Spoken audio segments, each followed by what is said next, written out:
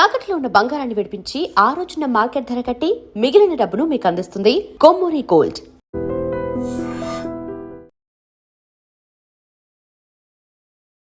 నమస్తే రమ్మగారు. నమస్తే జయ. ఎవరో మన వీడియోస్ చూసి కింద కామెంట్ పెట్టారు రమ్మగారు. వాళ్ళు అడిగిన ప్రశ్న ఏంటంటే, దేవుడి ముందు ఏదో తప్పు జరిగిపోయింది, ఏదో ఇబ్బంది అయింది, నన్ను క్షమించు, నన్ను కాపాడని చెప్పి ఎంతో వేడుకుంటాం. అయినా కూడా ఎందుకు క్షమించడు? మనం ఇన్నిసార్లు పదే పదే పదే పదే వేడుకుంటున్నా, మొక్కులు మొక్కుకుంటాము, దేవుడా నన్ను క్షమించు, నేను అది చేస్తాను, ఇది చేస్తాను, కొబ్బరికాయ కొడతాను, ఏదో ఒకటి. అయినా కూడా క్షమాపణ రాదే, మన సమస్య అలానే ఉంటుంది, ఎందుకు దేవుడు క్షమించడా అనే ఒక ప్రశ్న పెట్టారు రమ్మగారు. నాకు కూడా ఒక అబ్బాయి అడిగాడు జయ అలాంటిది. ఓకే. కర్మలు, చెడు కర్మలు మన వెంట పడతాయి ఎందుకు, దేవుడు ఎందుకు క్షమాగుణం లేదు అని. ఇందులో దేవుడికి కర్మలకి సంబంధం లేదు. భగవద్గీతలో కృష్ణ పరమాత్మ చెప్తాడు, నీ కర్మ నువ్వు మోసుకోవాల్సిందే, నువ్వు మొయ్యాలి అంతే. ఇది విధానం, ఈ ప్రకారంగానే వెళ్తుంది. దేవుడు నిన్ను క్షమించాడు అంటే ఇప్పుడు నువ్వు చేసిన పనికి నువ్వు సమాధానం చెప్పవలసిందే. ఫర్దర్గా నీకేం సమస్య రాకుండా దేవుడు క్షమించాడో లేదో, నీకు ఇప్పుడు మనిషి అనుకో, క్షమించాను పో అని నేను అంటాను, నీకు నచ్చినట్టు నేను వచ్చి నీ పక్కన కూర్చుంటాను. మనిషి అయితే అది దేవుడైతే నీ పక్కన కూర్చున్నాడో లేదో, తన చెయ్యి నీ తల మీద పెట్టాడో లేదో, నీ ఫర్దర్ జీవితంలో నీకేమి సమస్య రాకుండా చూసుకుంటాడో లేదో, ఆ గ్యారంటీలు నీకేం తెలియవు. నువ్వు దేని నుంచి తప్పించుకోవాలనుకుంటున్నావో అది తప్పితే అది దేవుడు మహత్యమని, అది తప్పకపోతే దేవుడు నన్ను క్షమించలేదని నువ్వు భావిస్తావు. అంతే కదా జరిగేది. అంతే అనుకుంటా. తప్పిపోయిందనుకో, అమ్మయ్య దేవుడు నా తాలూకు కుకర్మ నుంచి నన్ను రక్షించాడు అనుకుంటావు. పొరపాటును కూడా కాదు, నీ తాలూకు ఇంకేదో సత్కర్మ నిన్ను ఇక్కడ రక్షించింది. నువ్వు చేసిన కుకర్మ నీకు అవతలమయ్యే మెట్టు మీద ఎక్కడో నిలబడి ఉంటుంది నీకోసం, దాన్ని తప్పించలేం. కాజయ్య ఒక గింజ, పెసరగింజ అనుకో, పెసరగింజ, దాన్ని కాసేపు ఒక 2 గంటలు నానబెట్టావు, నానింది తర్వాత దాన్ని తీసి ఓ చోట పెట్టావు, మొలక రాల, ఏమీ లేదు, అలాగే ఉంది. కొన్ని రోజులు పోయాక అది మొలకెత్తేందుకు దానికి సమయం వచ్చినప్పుడు మొలకెత్తుతుంది. ఈ గ్యాప్లో అది మొలకెత్తదని నువ్వు భావిస్తావు, కానీ దానికి దోహన క్రియ జరిగిపోతుంది ఎప్పుడో, అప్పుడు మొలకెత్తుతుంది. నువ్వు ఇవాళ తప్పించుకుంటే దేవుడు నిన్ను క్షమించడం వల్ల నువ్వు తప్పించుకున్నానని నువ్వు భావించకూడదు. అంతకుముందు నువ్వు ఎప్పుడో చేసావు మంచి. అంటే కర్మ అనేది అది ఎప్పటికీ ఫాలో అవుతూనే ఉంటుంది అంటారు. అందులో ఎప్పటికీ. ఇప్పుడు భగవంతుడు ఎక్కడుంటాడు, మనతో పాటు ఉంటాడు. నిన్న కూడా ఎవరో పిల్లలు, నిన్న నేను ఒక ప్రోగ్రామ్కి వెళ్ళినా, ఒక పాప అడిగింది, మనమే మన కర్మలన్నీ మనం చేసిన మనమే అనుభవిస్తే దేవుడు ఏం చేస్తాడు ఇంకా ఓహో అని అడిగి. చిన్న పాప పిల్ల, స్కూల్ పిల్లలే, హై స్కూల్ పిల్లలే ఉంటారు. 4 వచ్చారు ఫోటో తీసుకోవటానికి. పాపకు ఒక క్వశ్చన్ ఉంది, అడిగారనమాట. కొంత చెప్పా, దానికి అర్థమైనంత మటుకు అర్థమైంది, అర్థమయ్యేలాగా చెప్పా కొంత మటుకు. ఏం చెప్పారు? మన అమ్మ నాన్న ఉన్నారు, ఇప్పుడు మనకి చదువుకోవటానికో పెళ్లి చేయడం, వాళ్ళు ఏవో అన్నీ చేస్తూ ఉంటారు. చదువుకోవాల్సింది నువ్వు, సరిగ్గా చదువుకుంటే ఆ ఫలితం నీది. నువ్వు సరిగ్గా చదువుకోలేక నువ్వేదో ప్రాబ్లమ్స్లో పడ్డావు అనుకో, అమ్మా నాన్న లేనట్టా ఉన్నట్టా? ఉన్నట్టేగా. వాళ్ళు ఉన్నారు, వాళ్ళు ఏం చేస్తారు నువ్వు చేసిన దానికి? అంతేగా. అమ్మా నాన్న ఎట్లా నిమిత్త మాత్రలుగా ఉంటారో భగవంతుడు కూడా అంతే ఉంటాడు. దోహన క్రియ చేస్తాడు భగవంతుడు. మనము క్షమాపణ ఎలా దొరుకుతుంది, దేవుడు మనతోటి ఎందుకు ఉండడు, మనం అడిగాం కదా అంటే నువ్వు ఒక తప్పు చేసావు, ఒక చేయకూడని పని చేసావు, ఒకళ్ళని ఇబ్బంది పెట్టావు, బాధ పెట్టావు, కష్టపెట్టావు. ఇప్పుడు దేవుణ్ణి క్షమాపణ అడిగితే ఇది ఎట్లా సరవుతుందో చెప్పు. నీ వల్ల ఇబ్బంది పడ్డవాడు, నీ వల్ల భరించినవాడు, నీ వల్ల బాధపడినవాడు, నీ వల్ల వాడికి కలిగిన అనుభవం నీ కర్మ రూపంలో నీ వెనకాల ఉంటుంది. నువ్వు చేసావు, క్షమాపణ దేవుణ్ణి అడిగితే, ఇప్పుడు నువ్వు వెళ్ళి ఎవరిని ఇబ్బంది పెట్టావో వాళ్ళనే నువ్వు క్షమాపణ అడిగావనుకో, వాడు క్షమించినా అంతా పోదు, ఇంప్రెషన్ పోదు. క్షమిస్తే కొంత తగ్గొచ్చు, వాడికి ఇంకేదైనా నువ్వు సహాయం చేసి వాడి ఇబ్బందిని నువ్వు తొలగించినా ఇంకా కొంత తగ్గుతుంది, కానీ పూర్తిగా పోదు. అంటే నువ్వు ఎవరికి ద్రోహం చేసావో వాడు క్షమించినా కూడా పోని కర్మ ఒక భగవంతుడు చేస్తే ఎట్లా వెళ్తుంది? చేయడు. అందుకని ఆయన భగవంతుడు నిమిత్త మాత్రుడుగా ఉంటాడు. అలాగే నడుస్తుంది మన సంగతి. భగవంతుడు మరి ఇప్పుడు ఆయన ఉండే ఏం ప్రయోజనం? నీ మొహంలో క్వశ్చన్ అది. అదే కదా. ఎందుకంటే ఇప్పుడు మనం క్షమించమని అడుగుతున్నాం, ఆయన క్షమించడు, మన కర్మ మనమే అనుభవించాలి. కానీ క్షమించి మరలా అలాంటి తప్పు జరగకుండా చూసేలాంటి బుద్ధిని ప్రసాదించడా? చూపిస్తాడు. అదేగా చెప్పబోతున్నా. భగవంతుడు ఏం చేస్తాడు? మనతో పాటు ఉంటాడు. దేవుడు ఎక్కడో ఉండడు జయ. ప్రతిసారి ఈ మాట చెప్పుకుంటూ ఉంటాం. అవును, మనం మనలోనే. జీవించి ఉన్నామంటేనే భగవంతుడు మనలో ఉన్నట్టు. నీకు ఒక రిపెంట్ అయ్యావు, ఒక తప్పు చేశాను 100 ప్రార్థనలు చేసావు, ఈ కర్మ నీ నుంచి తప్పల అది. ఉమ్, నువ్వు మళ్ళీ ఇబ్బంది పడాల్సే వచ్చింది, దాన్ని నువ్వు చేసిన చెడు కర్మకి ఫలితం నువ్వు ఇక్కడ అనుభవించానని భావిస్తున్నావు, నీకేదో కష్టం వచ్చింది. ఈ దేవుడు అయ్యో వీళ్ళకి చాలా బాధగా ఉంది లోపల, వీడితో మనం ఉందామని లోపల ఉండి రెండోసారి ఏదైనా వచ్చినప్పుడు నీకు చెప్తాడు, అరే కిందసారి ఈ పని చేసావు, ఇప్పుడు నువ్వు చెయ్యొద్దు అని చెప్తాడు. నీకు ఒక అవకాశం ఇస్తాడు, 1 కాదు 3, 4 ఇస్తాడు. నువ్వు మంచి పని చేయండి, రెండోసారి కుకర్మ చేయనివ్వడు నిన్ను, అలాంటి బుద్ధిని ఇస్తాడు మనకి. ఖచ్చితంగా ఇస్తాడు. మనం ఏం చేస్తాము, ఆయన ఇస్తూనే ఉంటాడు, దాన్ని ఒప్పుకోం. ఆ దేవుడు నాతో లేడు కాబట్టి వీడిని వదిలేద్దాం అనుకుంటారు.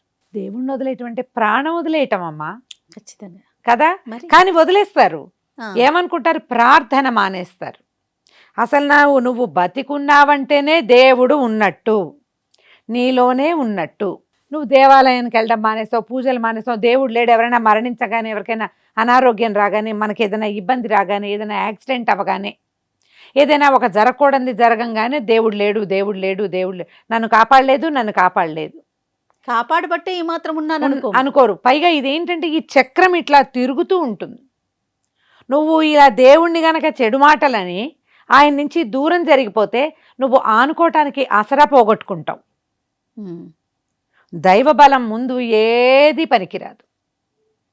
భగవంతుడే నీకు ఇచ్చే ఆసరా. నీకు డాక్టర్ కనపడ్డాడు, భగవంతుడు ఇచ్చాడు. ఒక స్నేహితుడు వచ్చాడు, భగవంతుడు ఇస్తాడు. విపత్కర పరిస్థితుల్లో ఎవరు మన పక్కన నిలబడతారో వాడు భగవంతుడుగా తెలుసుకోవాలి మనం. నీకు చాలా ఇష్యూనే అయ్యింది, నువ్వు ఎంత ప్రార్థించినా కుదరలేదు, ఇష్యూలో పడ్డారు. కానీ ఆ సమయానికి నీకు మంచినీళ్ళు ఇచ్చేవాడు ఒకడు వస్తాడు, సహాయం చేసేవాడు ఒకడు వస్తాడు, అవసరానికి ఎక్కడో ఉండి నీకు బ్లడ్ ఇస్తాడు. ఈ 3 సహాయాలు నీ వల్లే వచ్చాయని నువ్వు నమ్ముతున్నావా? నువ్వు నమ్మితే నీ అంత తెలివి తక్కువ వాడు ఇంకొకడు లేడు. భగవంతుడే ఈ 3 దేవుడే చేశాడు నీకు.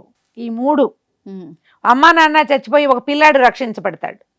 దేవుడు లేనంటే కుదరదు, పిల్లవాడి పట్ల ఉన్నాడు దేవుడు. మనం ఈ ఊహ చేయకూడదు అసలు. ఏదైనా ప్రాబ్లం రాగానే మంచిగా అయితే నా ప్రతిభ, తేడా రాగానే దేవుడు లేడు. ఈ దేవుడు లేడనే మాట ఒక కుకర్మ, అది చేయకూడదు. దేవుడు ఉన్నాడు, ఎందుకంటే నువ్వు జీవించి ఉన్నావంటే నీతో భగవంతుడు ఉన్నట్టే. భగవంతుడు నీకు ఇంకా అవకాశం ఇస్తాడని నువ్వు నమ్మాలి. ఒక సంతానాన్ని కోల్పోతాం, తండ్రిని కోల్పోతాం, తల్లిని కోల్పోతాం, సోదరో స్నేహితుడో, బాగా కావలసిన వాళ్ళు, శ్రేయోభిలాషులు, మనుషులు చనిపోవడం అత్యంత సహజమైంది. పుట్టడం ఎంత సహజమో మరణం అంత సహజం. దీన్ని దేవుణ్ణి కలుపుకోకూడదు. దేవుడు నీకు సహాయకారిగా ఉంటాడు. నువ్వు ఎంత సహాయకారిగా ఉండాలి అనేది, నువ్వు ప్రజలకి మనుషులకి ఎంత సహాయకారిగా ఉన్నావు అనే దాన్ని బట్టే దేవుడు నీతో ఎంత ఉంటాడో డిసైడ్ అవుతుంది. నువ్వు చేసే ప్రార్థన వల్ల, నువ్వు ఇచ్చే పూజల వల్ల, నువ్వు ఏమంటారు గుళ్ళకి వెళ్ళటం వల్ల మాత్రం కాదు. వాటితో వచ్చేది కొంత, నువ్వు సహాయం చేస్తే ఎంత చాలా ఎక్కువ. నువ్వు ఎవరికైనా విపత్కర పరిస్థితుల్లో సహాయం చెయ్యి, డబ్బు చూసుకోకు, సొంతం చూసుకోకు, ఆ క్షణానికి పనిచేసి నీకు ఎక్కడో తెలియని చోట నుంచి కూడా సహాయం అందుతుంది. ఇప్పుడు మనకి ఎవరో తెలియని వ్యక్తుల వల్ల ఇబ్బందులు వస్తాయి, మన కర్మానుభవాన్ని తప్పించుకోలేము మనం. అలా అయ్యింది కాబట్టి నేను ఎవరికి సహాయం చేయనని మానేసేవాళ్ళు, నేను గుళ్ళోకి వెళ్ళనని మానేసేవాళ్ళు, నేను ప్రార్థన చేయనని మానేసేవాళ్ళు. వాడిని నమ్మేం, వాడు మోసం చేశాడు కాబట్టి నేను ఎవరిని నమ్మననేవాళ్ళు. ఆ రకంగా ఈ సైకిల్ నడవదు. అవును, అది సరైన ఆలోచన కానే కాదు. మన కుకర్మలకి ఫలితం మనం అనుభవించాలి. నువ్వు ప్రార్థన వల్ల పెద్దది కాకుండా నువ్వు చిన్నది అనుభవిస్తావు. నువ్వు ఎవరిని ఇబ్బంది పెట్టావో వాళ్ళకి సహాయం చేయటం వల్ల పెద్దది కాకుండా చిన్నది అవుతుంది. బాకీలు ఎవరిది ఉంచుకోకుండా కొంత సరైన బార్టర్ సిస్టంతో ఈతగింజేసి తాటిగింజలాగుతాననే మనస్తత్వం పెట్టుకోవద్దు. ధోరణి మార్చుకుంటే ఇది సజావుగానే వెళ్తుంది. భగవంతుడు క్షమించటానికే ఉన్నాడు. మనమ్మ మనని క్షమించదా? మరి ప్రపంచానికి తండ్రి ఆయన ఎందుకు క్షమించడు? కానీ నీకు బుద్ధి రావాలిగా, ప్రతిసారి క్షమిస్తుంటే వింటావా మాట? నువ్వు చేసుకుంటూ పోతావు. అందుకని ఏంటి, నీకు తగలాల్సిన దెబ్బ తగిలితే నువ్వే సరవుతావు. నీ బాకీ నువ్వు తీర్చుకుంటావు. బాకీలు నువ్వు చేసి దేవుని క్షమించమంటే ఎలాగా? అలా కుదరదు కదా. కొంత క్షమిస్తాడు. ఇలా ఆలోచించండి. దీన్ని అర్థం చేసుకోవడానికి ట్రై చేయాలమ్మా. కుశంకలు పెట్టుకుని ప్రశ్నించి అది కూడా భగవంతుడిని ఏకంగా నిందించటం, నింద, ప్రశ్న, తర్వాత ఏమిటి, అనుమానము, ఆయన మీద ఉన్నాడా లేడా, ఈ 3 పనికిరావు. చిన్నపిల్లలు అడుగుతూ ఉంటారు రమ్మగారు, మమ్మీ దేవుడు ఉన్నాడా, లేకపోతే అమ్మ దెయ్యం ఉందా అనేసి ఎక్కువగా వింటాం మనం ఈ ప్రశ్నని. అడుగుతాం. సింపుల్ ఆన్సర్, ఒక వ్యక్తి జీవించి ఉన్నాడు అంటే అతని లోపల పరమాత్మ వ్యవస్థితుడుగా ఉంటేనే జీవించుంటాడు. వాడు మంచం మీద ఉన్నా, రోడ్డు మీద తిరుగుతున్నా, జీవించి ఉంటే భగవంతుడు ఉన్నట్లే. అతను లేకపోతే మనం లేము. మనలాగా ప్రపంచంలో తిరిగేటువంటి అన్ని జీవులలోనూ భగవంతుడు పరమాత్మ వ్యవస్థితుడుగా ఉంటాడు. ఉండడం వల్లే ప్రపంచం నడుస్తూ ఉంటుంది. ఎవరు పోయినా ఉన్నా ఏమైనా నడుస్తూనే ఉంటుంది కదమ్మా. సూర్యుడు చంద్రుడు తిరుగుతూనే ఉంటారు కదా. ఎండకి విసుగ్గా ఉందని సూర్యుడిని రావద్దంటామా మనం? అనలేము. దానివల్ల ఇంకా వేరే ఉపయోగాలు కూడా ఉన్నాయి కదా. ఇదే సమస్య వచ్చింది, దీన్ని సరి చేసుకోవాలి అంతే. నింద మానేయండి, ప్రశ్నలు మానుకోండి. రైట్. నమస్తే. నమస్తే. And for more videos, please subscribe to iDream. Please subscribe to iDream. Please subscribe iDream. And please subscribe to iDream. For more videos, subscribe to iDream. please like, share and subscribe to the channel. Congratulations, iDream. Subscribe to iDream. Subscribe to iDream. So subscribe to iDream Media. iDream ki iDream team andarki huge congratulations. Please subscribe iDream Media. Please subscribe to iDream. Subscribe iDream. Please subscribe to iDream. iDream అంటే నా కళల channel subscribe చేసుకున్న నోరు తిరుగుతలేదు, మీరైతే గంట గుర్తు కొట్టండి. For more such videos, please subscribe to iDream. Subscribe to iDream. Please subscribe to iDream. Please subscribe iDream Media. Please do subscribe to iDream. Please subscribe to iDream Media. For best entertainment and information, please subscribe iDream. And don't forget to subscribe to iDream.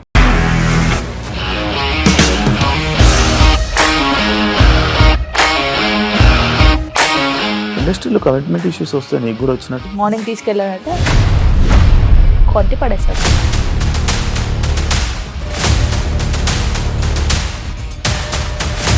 ఒక్కళ్ళు కూడా చూడలేదు ఈ cinema అని చెప్పడానికి కూడా చాలా ధైర్యం కావాలి. అది నిజం కదా, దాంట్లో ధైర్యం ఏంటి? ఇది నెక్స్ట్ డే ప్లేట్ మార్చేస్తే తప్పు కదా. As of now we are comfortable this అని నేను అనుకుంటున్నాను. రష్మిక గారిది మీది ఒకే ఊరంట కదా. నీకు కోపం వచ్చిందంటే బాగా తిట్టేత్తరా? తిట్టేద్దామండి. నిజంగా గేమ్ ని ఎలా చేంజ్ చేయగలిగారు? ఏపీఎస్ఎఫ్సి వాళ్ళకి 6 నెలల్లో నేను 6 లక్షలు కట్టా. బిజినెస్ చేయాలనుకుంటే it is as difficult as riding a tiger.